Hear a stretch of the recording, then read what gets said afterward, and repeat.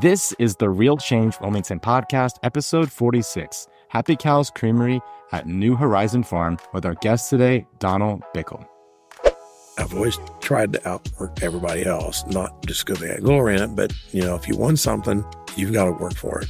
Nobody's just going to hand you something out there in life. And I've tried to instill that in all my kids, a good work ethic. What is going on, everyone? This is your host of the Real Change Wilmington podcast, Dustin Pierce, joined with my co-host, Tiara Harris. Real Change is a positive, constructive, and lighthearted source of local news, events, and resources. In our podcast, we interview leaders of local organizations to help squash rumors and foster a greater sense of pride in our community. We have a very exciting episode today with Donal Bickel from Happy Cows Creamery, and the Bickel family and Happy Cows are preparing to host this year's Dinner in the Fields for Leadership Clinton. Dinner in the Fields is an awesome event every year in August where they pick a farm and they make a meal out in the field, and it's a good time. So, Tiara, this is going to be your first year going to Dinner in the Fields. Are you so excited? I am so excited, even though I will not be participating in the bid because I don't have enough money for that. But yes, there's a pie auction that all us rich folks, just kidding, help support local students in the Leadership Clinton program. So it's going to be a good time. Everyone should definitely check that out. But before we get started, how are you doing, Tiara? I'm doing great. This is the last week for Harvest Gold's summer program, so we're wrapping that up. And also, I just tried your honey that you just collected. I just milked from my bees. I didn't know that. I didn't know how to phrase that. Yeah. If you listen to the last podcast, I talked about not knowing how to milk my bees and figured it out with my Flow Hive from Amazon. It's amazing. And just all the honey out. And I named it D's Bees. Yes. But I think D's Bees is already taken, so I might call it Big D's Honeybees. That flows as well. Flows, like the Flow Hive, like Flow Honey. It all works together. It does. So how's your life going besides the bees? Good. If you can't tell, I'm a little bit sick. Yeah. I hung out with my family and my nephews last week, and we went to Jungle Gyms. All my cousins were in town. And I think those little virus bombs got me sick. Yeah. So I've been sick for about a week. It's been horrible. But hopefully I'm on the upside of that whole thing. I think you are. You're like 60% right now. 60% sounds about right, yeah. So what was your favorite part of talking to Donal and learning about Happy Cows Creamery? I learned a lot. I am excited for the new grant that they just got. But I think my favorite fact was that back in the 1980s, I believe, there were 43 dairy farms in the county, he said. Now they're the last one left. So just learning about that makes it feel more important to hear their story. Yeah. What was their grant for? To get new vats. I'm pretty sure it's more environmentally friendly. Okay. Yeah, that's right. Because my favorite part was how they're trying to make their own yogurts now. And they're going to use their new vat to hopefully help them increase production and get into some local Kroger stores. Yeah. So might be seeing some Happy Cows Creamery at our Wilmington Kroger store here soon. I'm excited for that as well. Yeah. So without further ado, let's bring in Donald and hear about Happy Cows Creamery.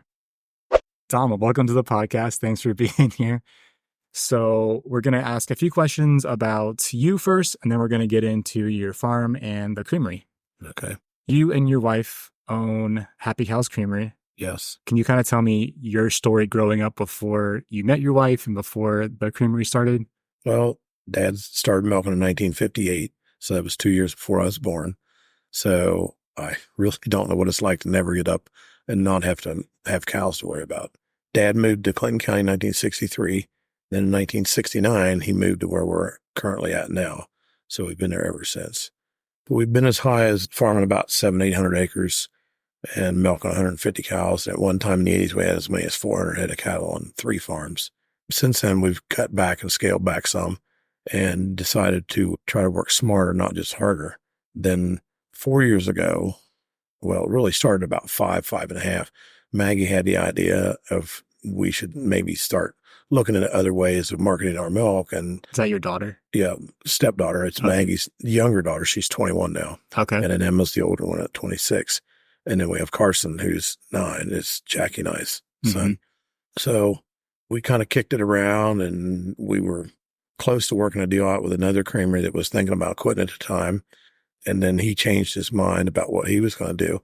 So then we pursued trying to find equipment. and we found a fellow that was willing to work with us out in Indiana. So we bought his equipment, brought it in here, and got started. I believe it would be, our first load of milk was, I think, April of 20. Mhm. So we've just passed our 4-year mark. And now that we're in the expansion mode, as of right now, we'll be able to possibly take on a Kroger store here and there to start doing maybe yogurts, because we'll have time, because we're going to be running 2 vats. So make your own yogurts? Yeah, we're going to see about making yogurts. Nice. So we can still do that with the equipment we have. That's exciting. So how did you and Jackie meet? Well, that's a long story, and Jackie tells it way better than I. But when I got out of high school and was done with sports, I started showing pretty much professionally. I'd go to Adams County, Brown County, Fayette, Highland, Greene, Claremont. Well, Jackie was in Claremont County, and she had took cattle as 4-H. So that's kind of how we met. Funny story is, I was having a little barn meeting with all the rest of the 4-H kids, and I was emphasizing to them that, this is the fair, the public's here. We need to take really good care of your animals and make sure they're clean, because this is how people perceive dairy cows getting taken care of. That's how Jackie and I met then, but I'm 10 years older than Jackie. So at the time I was just showing, and I was in a previous marriage, and Jackie was just only like 14 when she first knew me. Mm-hmm. So I was 24. So I'd already been showing for probably 5 or 6 years. And then I probably showed down there another 10 or 12 years, maybe 15. And then they quit having an open show, so I didn't go down anymore. And then Jackie proceeded with her life, and she got married. Well, then she got divorced, and I got divorced. And then lo and behold, a cousin who they were leasing cattle from at the time, they were leasing some cattle from my cousin around Blanchester, Dale Bauman. He said I should meet Jackie because she was a go-getter, and she had these sweet little kids. So I proceeded to say hi to her at the spring show, and that was about it. And then I didn't see her again until Highland County Fair, because I didn't see her at State Fair because they showed different times than we did with the cattle they brought. And then I was going to go see her again at Brown County, but she was already at Madison, Wisconsin, showing cows up there. That was her first time up there. And I didn't happen to go, but I traveled up with another gentleman, and then I talked to her for a while I was up there. And then it's a long story, but Emma, her daughter, had the phone, and I said something about we should go to dinner sometime. And Emma accepted and said, sure, it'd be great. Oh. So Emma really kind of played a part. Yeah. So then Jackie really couldn't back out after that. That's setting her mom up on a date. Yeah, that's funny. Yeah. So, but yeah, Jackie can elaborate on the whole story. Sure. Better than I can. That's cool that it involved cows, though. Well, I mean, that's been our true love of cows. Yeah. We've both loved cows and showed cows. And it just so happens that as the circle went around, the lady that Jackie leased cows from so she could have cows, because Jackie didn't grow up on a farm. Her dad had like 5 acres, and then had some llamas and had some horses. That lady's grandchildren now lease cows from us to go to Claremont County Fair. So we have anywhere from 18 to 25 head that show at the Claremont County Fair by Claremont County kids. So how does that all work? So you have these we dairy lease cows. the animals to them, so they take the heifers down 2 months ahead of time and take care of them themselves. So they're your cows, you milk them, but then these other people take them to their farms for a time? Yeah, well, they'll take the heifers. The cows stay at our place, and they come up and work with them from time to time. Okay. And then the week of the show, the day of the show, I take them down. They show them this like showmanship in the mornings, and then they got a break. Then they do the breed classes at night, and then I show up with the trailer at night about 10 o'clock and take them back home. Now, the heifers stay the rest of the week, and then they bring them down. Then they're done with the project. Okay. So That's a whole nother world. Yeah. Like for right now, we caught all our heifers last night that some neighbor kids helped take that we leased to them too. And then with some of the better heifers, so we take them to the state fair also. People taking them to the Clinton County Fair? Yeah, they'll be to Clinton County Fair. I think we'll have roughly 20 to 22 head to Clinton County Fair from our farm, between the Dan Coo children that take them and our son Carson. It's his first year of 4-H. But then he's also got like 7 pigs that he's taking care of. And his sister Emma helps him with the pigs because she's really good at that. I didn't grow up in 4-H, so I'm confused of so someone would show someone else's cows? I think the lease programs kind of started with people leasing horses maybe. Uh-huh. And then, I don't know, maybe 20 years ago, and Gary Quallen had a lot to do with helping them get the thing going. But he started leasing calves to kids. And then he leased a lot of calves to Blanchester kids that didn't have access to calves. So they get some experience caring for them. Yes. And they get to show it at the fair or Yes. whatever. They just don't have the burden of buying them and keeping them a year round. Okay, that makes more sense. Were you involved with 4-H like that? I was an FFA.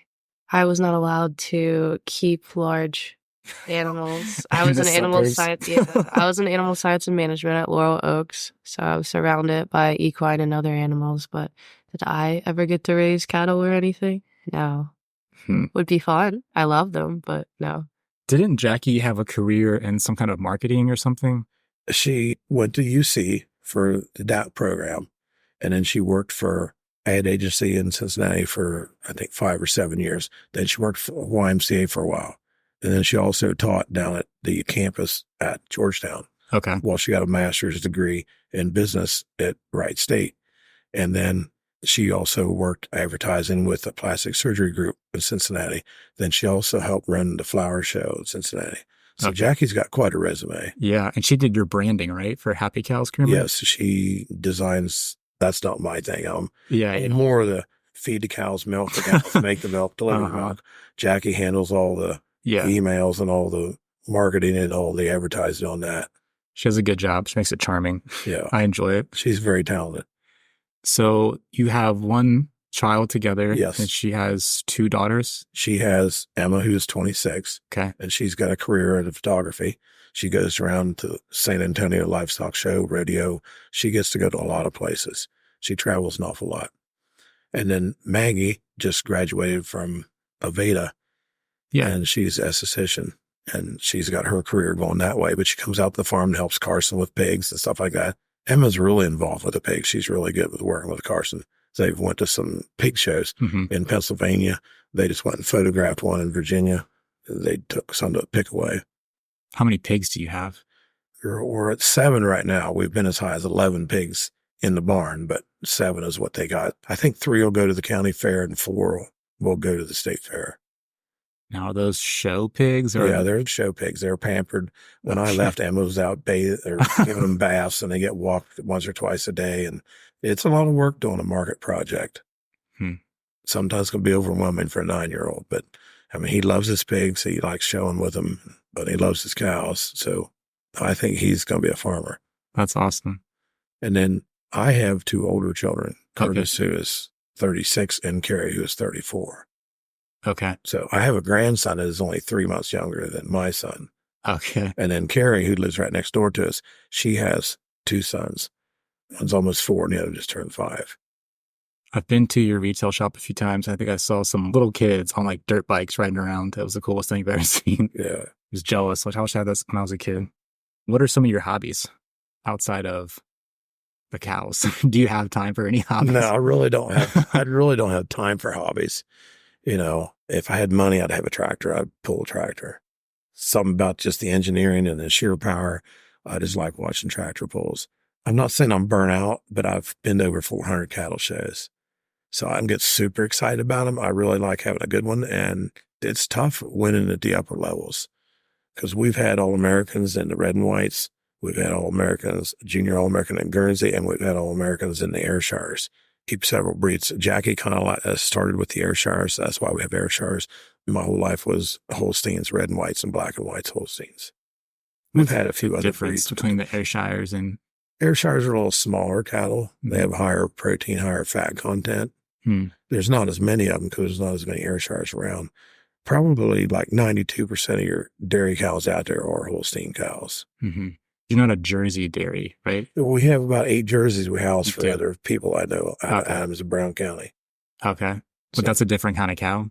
Yeah, they're a smaller brown cow and they run a real high fat test. They run like a 5 to 6% butterfat test. In the milk? Yes. So for our tests in, I think, February or March, we got as high as a 4.8 test on the whole herd. So that's why when people look at our non-homogenized milk, they'll see 3 inches of cream at the top of a gallon. You don't get that at the store because the store-bought milk is pasteurized at 280 degrees and goes through a tube, and it's done for like 20 seconds, where ours is pasteurized at 145 degrees for 32 minutes. So by doing that, it does not change the molecule makeups of the fats and proteins. That's why the store-bought milk, you don't see the cream come to the top because it's homogenized. Does that concern some people? Do they think it's like spoiled because it's all that up at the top? Well, some people they educate do them. not realize they need to shake it.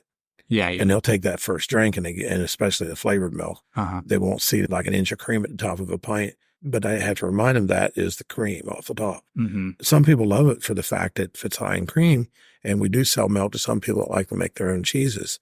They want a higher fat content. Yeah. What's a defining moment of your life that's helped shape your values and personality? Probably my dad's work ethic. He's spent his whole life working. He's still at 89 and just getting out of the hospital and rehab.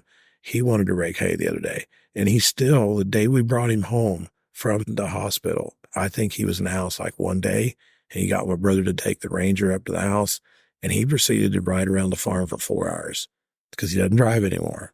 But the other day, you want me to go rake? I'm like, you can't hardly get it out of a car. I don't think I'll be able to get you up on a tractor. And I really didn't think he had enough strength to push the clutch in. So I said, no, you just stay here at the house. I can handle it. I'll get it done. I think I read in the paper that you work 6 in the morning till 10 at night or even later sometimes. I mean, last night I was moving bales till midnight. Then I'd done some paperwork. But Jackie has helped me kind of change my priorities a little bit, that we're doing more family things. I went like 20-some years and never went on vacation. Yikes. You know, and since then I've been to Cancun. We took a cruise last year and it's been fun. And farming is a lot about family. Mm-hmm. And we try to include as much family as possible in the things we do. And if you do much showing, it's a family kind of thing. You'll have your moments where there'll be the tears and arguments and yelling and screaming. When it's all said and done, there's nothing better than winning that banner and going on to the next show and doing good. Mm-hmm. I started showing at a young age. I've spent a year of my life in the State Fair barn at Columbus because we used to have 4 days or so for the spring show, and we'd have 6-7 days for the State Fair. So that's 9 days a year. And until COVID, and then they canceled the fair that one year, I had a streak going of, I think I was getting up close to 40 years in a row that I'd been at a State Fair. Let's talk a bit about COVID for a second, because COVID kind of is where your business transitioned, right? Your farm is called New Horizon Farm. Yes. And your creamery is Happy Cows Creamery. I'm assuming that the farm sells wholesale to business, or? We sell wholesale. We've got probably 12 different stores.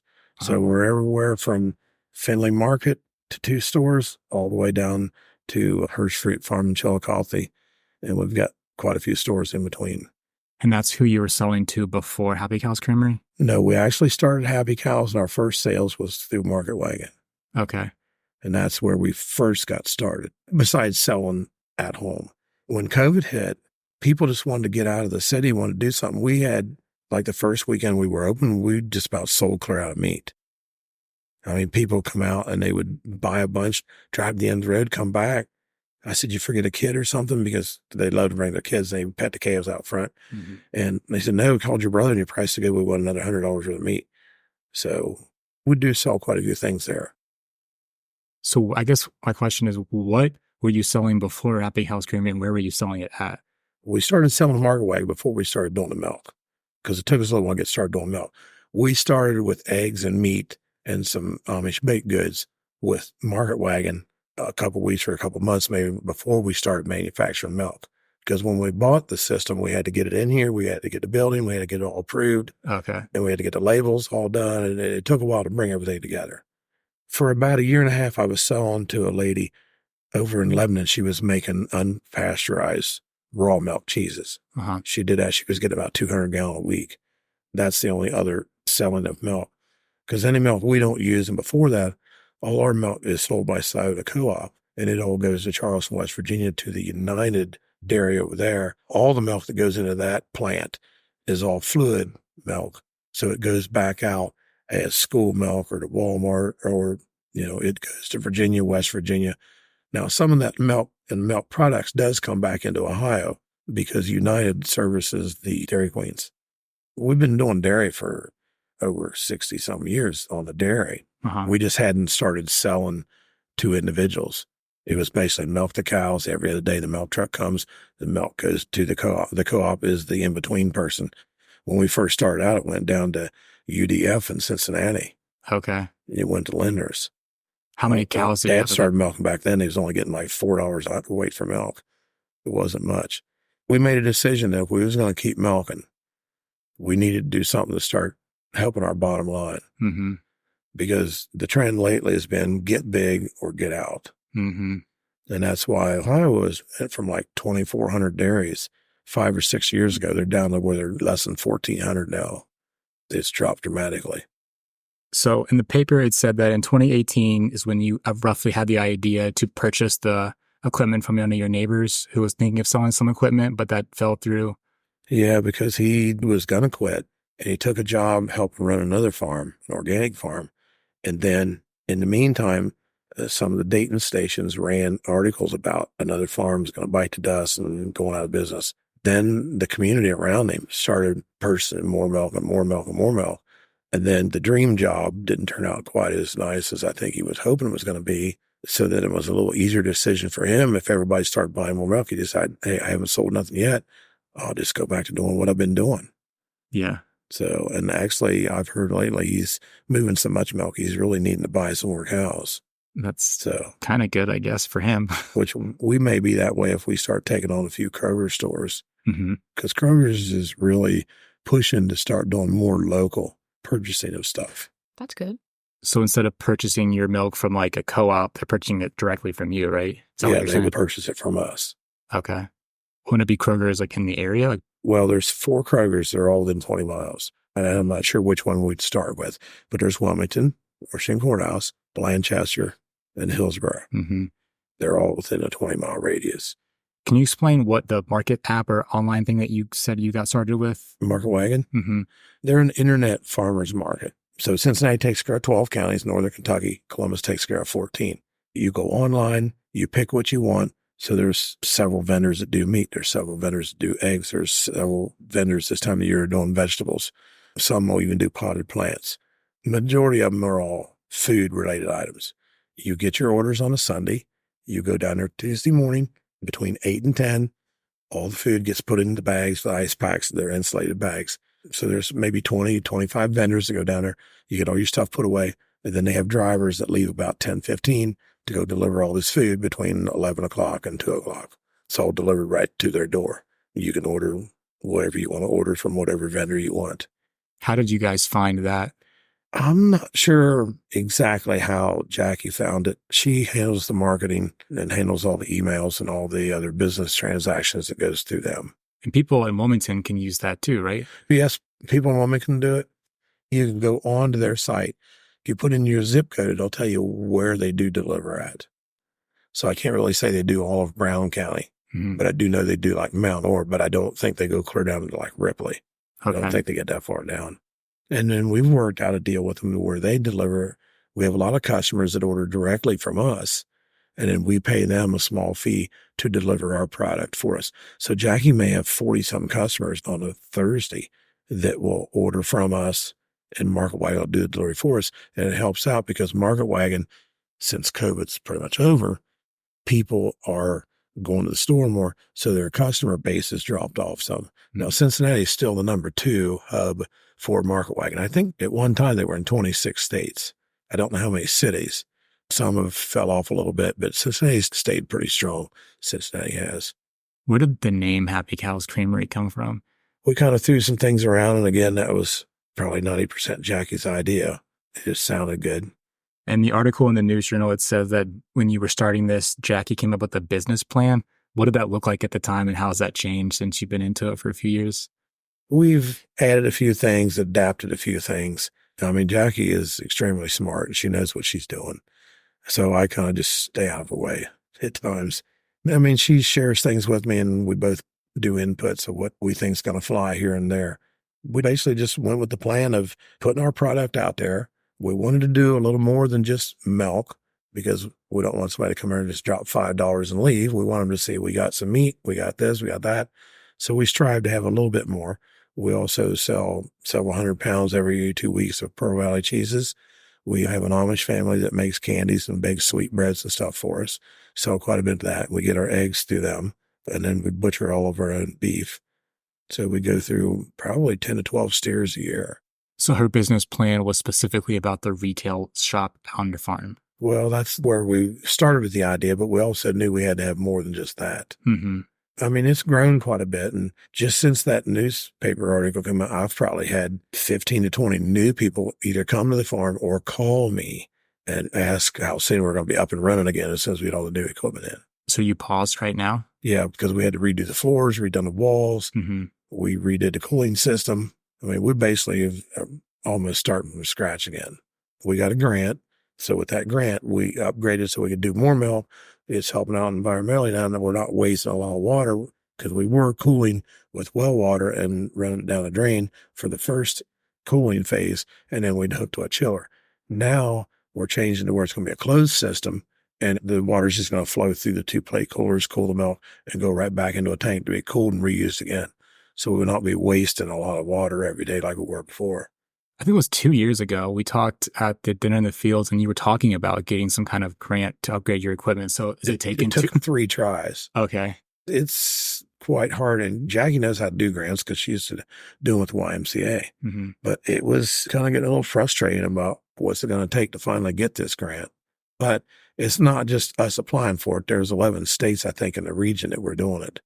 And I'm not sure whether it was based on a dollar limit of how much they had to give out or just the amount of grants, but there would usually be 100 and some people apply for it.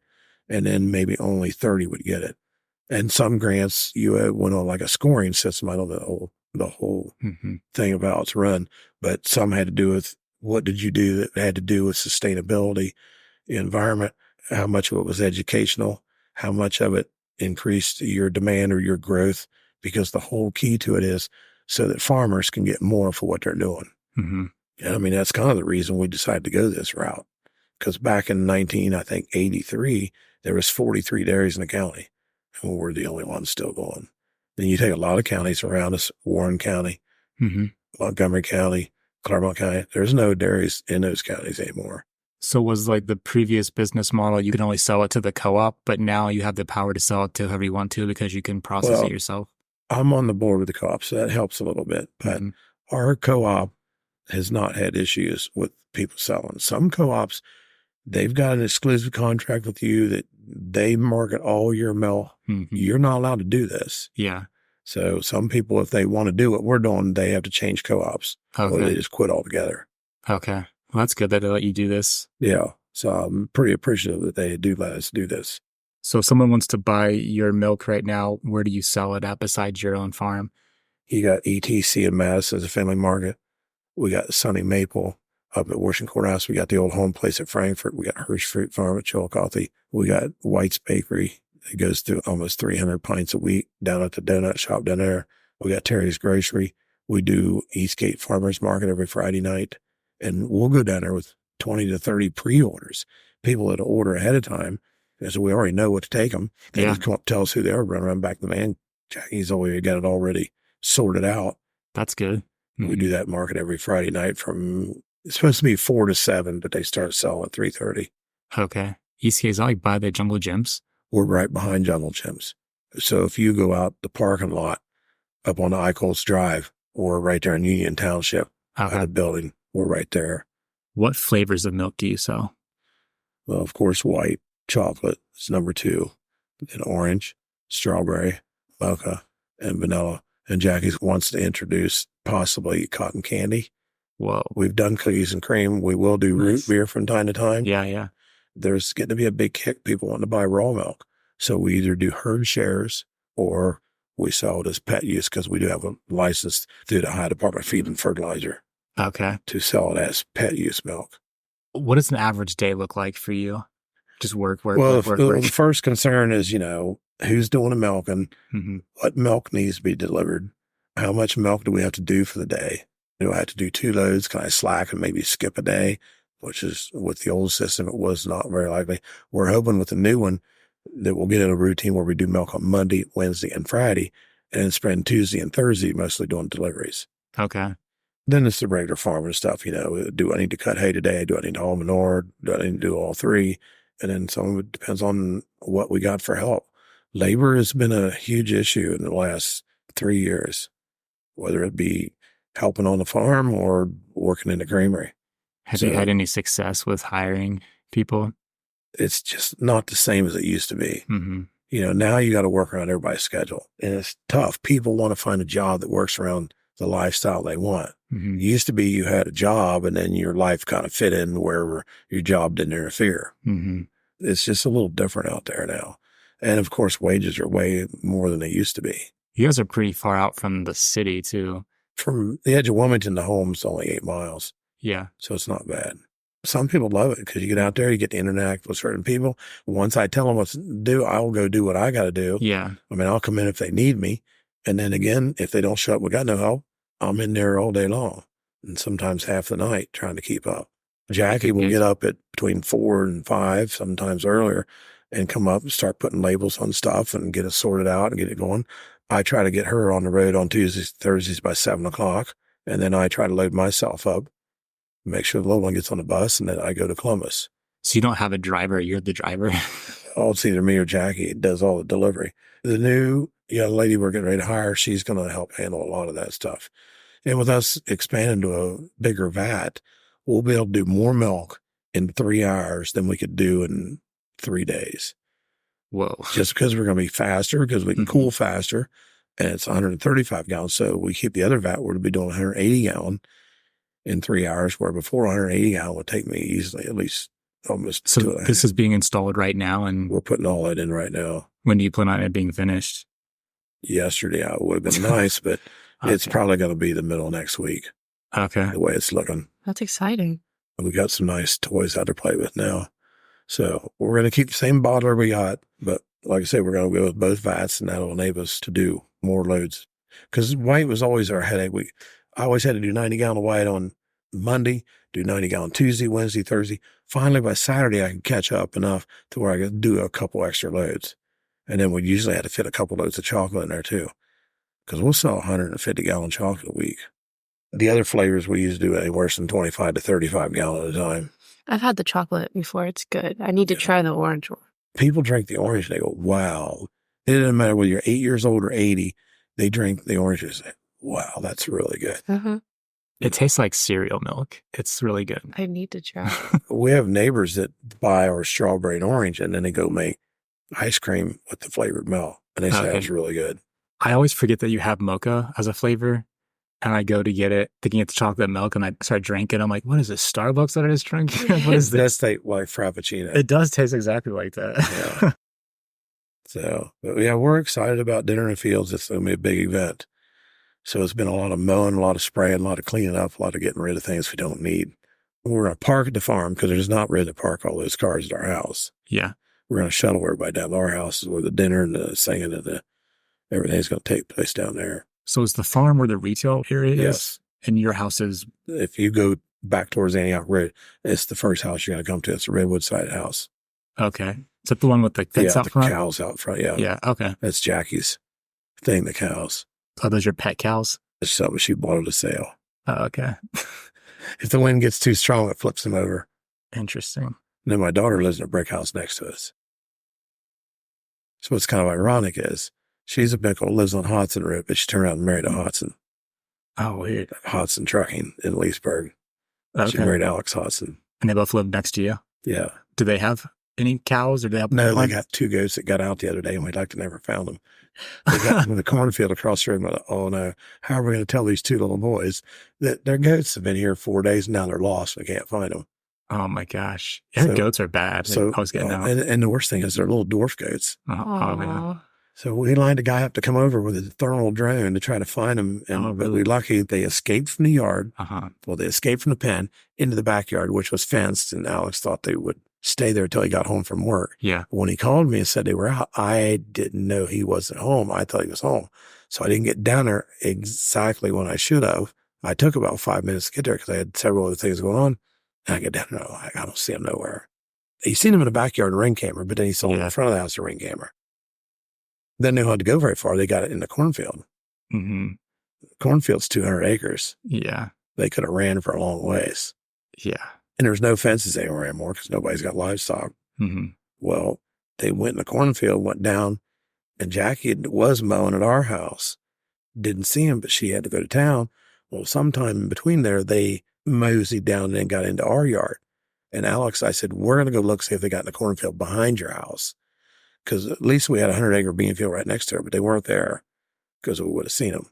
But they're only like knee high and 20 pounds, 25 pounds, so they're pretty small.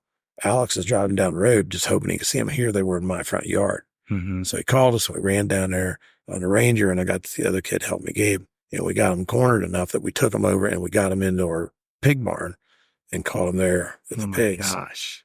And then threw halters on them and then put them back the truck and took them down. And I helped him get proof the pen a little better. Okay. Because Carrie, my daughter, was running a sheep camp clinic out in California. So she was gone. We interviewed Bank Barn Meats recently. They raise lamb. And it seemed like the time of them being born to like going to being processed was like less than a year, I think. Is that right? Yeah, lambs get ready pretty quick. Hogs are faster than that. Hogs. Really? If you push hogs, they can be ready in 6 months. One question we like to ask at the end is, are there any rumors or stigmas that you've heard in the community or online about your business or farming or dairy in general that have made you laugh that aren't really true that you want to address? Well, you got people that ask you, do you still milk by hand? There's very few cows milked by hand anymore. I mean, and there's several around this area that are milked with robots, and we've considered probably in a couple of years maybe of entertaining the idea of putting in a robot to milk cows. Because it's getting harder and harder to find labor on the farm. How do you milk?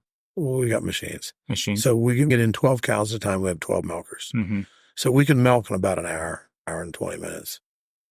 But when we were up to milking 150 and we only had 4 milkers, it was taking 5 hours in the morning and 4 hours a night to milk. We'd milk at 3 o'clock and 3 o'clock. Is a robot different than that? A robot, once you get the cows trained, all you do is go with your phone and a printout and maybe get in a couple cows that didn't want to go in. Because sometimes you have to sell a few that don't like and then if you got a cow with teat placement, maybe it's crossed, the robot can't figure out how to put it on. So you can't have cows like this. The robot won't work. So you either find a neighbor to trade the cow with or just get rid of her and, try not to breed for that. So is the robot kind of like a Roomba that like goes around the they've got several kinds of robots. They got robots that'll put the milkers on when they milk on a big carousel. Okay. And then you've got stationary robots that most people get. One robot will take care of about 60 cows, not any more than that really, because then you run into a time crunch. Because the cows that get milked on their own will usually go to a robot 3.8 times per day. So the more a cow gets milked, the less stress on her udder and the better quality of milk because she doesn't get all bagged up and really tight. Because once a cow gets so full, she quits making milk. And then she'll start dripping. So like my chickens go to the coop to lay eggs. Is it kind of the same for cows? They would go to that robot to get milked? Well, some cows are pigs and they think, every time I go, I get fed. Puts a limit on it to where if she's been milked in the last 3 or 4 hours, it won't milk her. It'll make her wait. Mm-hmm. So there's guys out there, got some cows that are milking as much as 200 pounds a day on a robot. One cow? Yeah. So 10-gallon milk weighs 86 pounds because milk weighs 8.6. You take a cow, get over 200 pounds, she's probably getting about 24 gallons a day. That's a lot of milk. We found some old records of Dad's. We just cleaned some things out. He got some awards for having the herd to make like 400 and something fat and 12,000 pounds of milk in a year, which is outright terrible nowadays. Because there's herds over 32,000 pounds of milk for a cow. They're averaging that. Is it terrible because of like the strain on the cow or? I mean, it's more stressful on the cow. You've got to be a top-notch dairyman and on the ball with everything, and you really got to push things. You got to make sure the amino acids are right, your minerals are right, your proteins are right. You got to really be on the ball. Now, we don't push our cows quite as hard. We pasture more and feed more hay, and we don't push them quite as hard on the grain. What keeps you passionate about dairy farming? Probably pass it on to the next generation. And you said you think your son is going to become a farmer? He loves his cows. He loves showing pigs. He's got his farming game. And the farming games they got now are unheard of compared to when you didn't have farming games when I was a kid. The farming simulator game? When I was a kid, farming game was get up and go out and milk cows. It was 10 plus 0. I always think it's funny watching people play those games. Spend hours. But Jackie somehow erased something of his one day, and he had a total meltdown. Do you know how long it took me to buy that $180,000 tractor? It takes a long time. And how long it took me to buy all that ground? Oh, he was distraught. He was so upset. I just spent $1 million on equipment yesterday. I'm like, okay. It's just practice. But he loves raking hay. He'll go out with his dog and he'll rake hay. A couple of years ago, it's kind of funny. My dad was like 85 then. He would rake hay with the Ranger because it had enough power. It'd pull it good. We don't have any hills. Well, him and Carson would get upset at who got to rake hay. Oh, my grandpa's raking hay. Oh, it's my job. I started bailing when I was 5, driving to Baylor. Dad would be on the wagon. I drove Baylor till I was 10. And then from 11, 12, and 13, I drove the wagons to the barn. Then from 13 on, I was the guy stacking the mallow.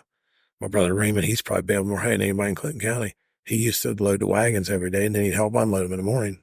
We had years before we got around Baylor. In the early 80s and late 70s, we'd bale 30 to 36,000 bale a year. What is your dog that is around the retail shop's name? That's Bailey, the old dog. She's so sweet. Is it a girl? Yeah. She's so sweet. Yeah. What kind of dog is that? She's an Australian Shepherd. Okay. That was Emma's first dog up at the farm. Now, Emma's got another dog. It's called Millie, and she's bred her. I think got 2 litters with her.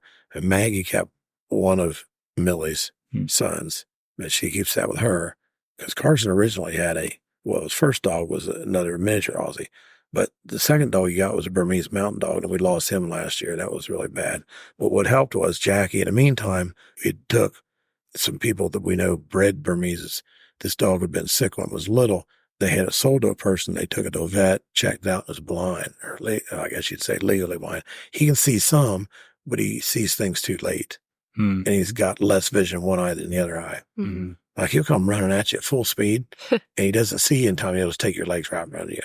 He's only about 90, 95 pounds. Flash, he spent most of his life in the backseat of my truck. He did not want to get out. It was a fight to get him out of my truck sometimes. He weighed 150 pounds. He was a big, wide dog. So when he passed away and he was only 3-something, then Jackie agreed to let Carson have partial custody of Brutus. So Okay. Brutus is the one she takes to the flea market with her. This dog, he might be blind, but he enjoys life. He will get in her car or her Durango or whatever she's driving, and he will put his head out the window and ride all the way to Cincinnati that way.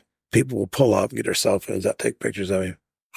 And my dad being older, he calls me one day, Jackie's leaving home. They're leaving the farm and going down the road. And Dad calls me, and he's determined to get me to call Jackie, get her to stop, because he thinks one of the cats is on the roof of the car. Oh, my God. He doesn't realize it's a dog's head sticking out. Wow. And he can't hear. So, of course, he's not getting it when I'm trying to tell him Yeah. that his dog's sticking his head out the sunroof. So he goes to the flea market with her all the time. He just loves people, and he's great with kids. And that's the Burmese. The Burmese, yeah. Awesome. So he stays at the house most of the time. We got to watch him. He will get out and he'll get near the road and stuff. And I just worry other people won't see him. Yeah. And I know he can't see them very well. Yeah. So What is a quote or a piece of wisdom that has helped guide you that you would like to share with other people? I've always tried to outwork everybody else, not just because they had glory in it, but, if you want something, you've got to work for it. Nobody's just going to hand you something out there in life. And I've tried to instill that in all my kids, a good work ethic. Jackie's helped me realize, though, sometimes you just need to take off and go recharge, go do something. Take a vacation. We took Carson down. We surprised him for his birthday. We had him thinking the school was delayed or there was a water issue. He finally caught on about the time we got down to Buc-ee's that we wasn't going to school that morning. He knows so much about Titanic. And if you've ever had a chance to go to the Titanic exhibition at Pigeon Forge, is really something. Is that the one that's in the Titanic ship on the outside? Well, yeah, it looks like it on the outside. Yeah. There's just a lot of facts that people didn't realize about it. He read a lot. And, this day and age with phones, kids can find anything they want, find a lot of things they shouldn't find. But yeah, he even gave a book report at school about it. And, of course, it was his birthday, so he got to be the honorary captain for the day. Oh, wow. Yeah, he thought that was really special. That's pretty awesome. So work hard, but take some time off, enjoy life. Yeah. It's a good balance. Last question is, what is a vision that you have for our community or something that you would like to see happen for Wilmington and Clinton County? It's not the same Wilmington it used to be. I don't know whether it's just because the more visibility of the homeless. And I don't know where you really start to straighten all that up. I'd love it if people could get a little wiser on the drug usage and all that kind of stuff. Because, we've had people work for us, and a year later, 2 years later, they've died because something involved drugs somehow. I don't know how you tackle all that problem. I tell people I grew up in the best era of the 70s. You could throw lawn darts at each other, You didn't have warnings about plastic bag over your head.